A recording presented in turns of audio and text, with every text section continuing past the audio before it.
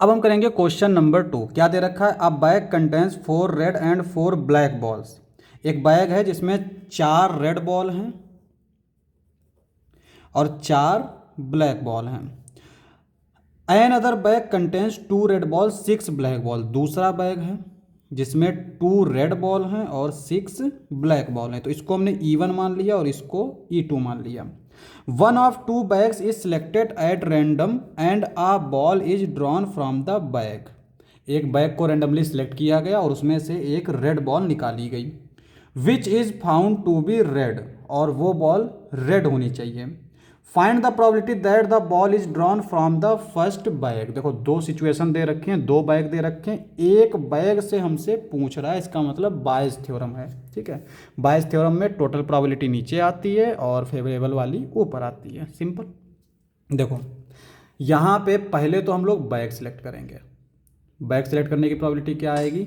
इसको हमने E1 मान लिया तो PE1 क्या आएगा? टोटल आउटकम्स नीचे आएंगे, यानी 4 + 4 8। अरे यार, बैग टोटल 2 ही है ना। 1/2 E1 बैग को सिलेक्ट करने की प्रोबेबिलिटी E1/2, E2 बैग को सिलेक्ट करने की प्रोबेबिलिटी 1/2। ठीक है, अब फर्स्ट बैग से रेड बॉल सिलेक्ट करने की प्रोबेबिलिटी क्या आएगी? यानी पहला बैग सिलेक्ट हो चुका है, फिर रेड बॉल की प्रोबेबिलिटी अब आएगा। टोटल आउटकम मतलब 8 और फेवरेबल मतलब रेड बॉल 4 है, तो यह आएगा 1/2।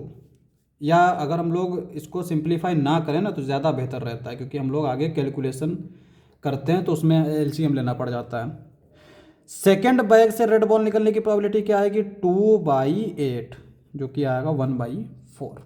ठीक है, अब हमसे क्या कह रहा है कि पहले तो रेड बॉल की प्रोबेबिलिटी निकाल लेते हैं। तो PA हमारा क्या आ जाएगा? रेड बॉल की प्रोबेबिलिटी भी ज़रूरत नहीं है। हमसे कह रहा है कि हमें बताओ कि वो फर्स्ट बैग से है, तो हमारा क्या करते हैं हम लोग, इसका उल्टा कर देते हैं, PE1/A लिख देते हैं। जो इधर होता है इसी को हम लोग ऊपर लिखते हैं, यानी PE1 into A/E1 upon total. Total कैसे लिखते हैं? PE1 PA/E1 plus PE2 A/E2। ये आ गया।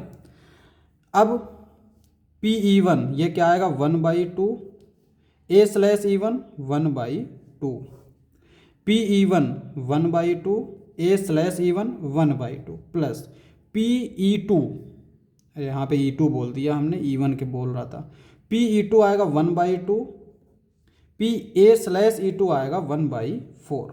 देखो यहाँ पे ऊपर आ जाएगा 1/4 और नीचे आ जाएगा 1/4 प्लस 1/8। 8 से ऊपर नीचे मल्टीप्लाई कर देते हैं तो ये आ जाएगा हमारा